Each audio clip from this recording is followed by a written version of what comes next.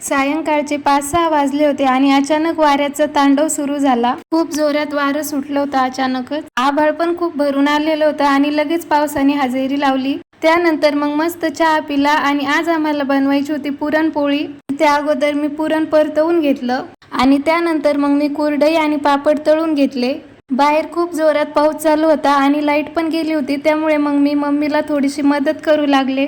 मी इथे स्वयंपाक करत होते तर प्रिशू माझ्या बाजूलाच उभी होती। इथं आल्यावर प्रिशू मला थोडं पण सोडत नाही, माझ्या जवळच राहते, कोणाकडे जात पण नाही। माझं पूर्ण आवरूस्तवर प्रिशू माझ्या जवळच उभी होती। मी मस्त इथे आमटी बनवली, त्यानंतर मग आमरस पण केला। आता बाकीचं सगळं आवरलं होतं, फक्त पुरणाच्या पोळ्या बाकी होत्या, तर इथे मम्मीने मस्त पुरणाच्या पोळ्या बनवल्या।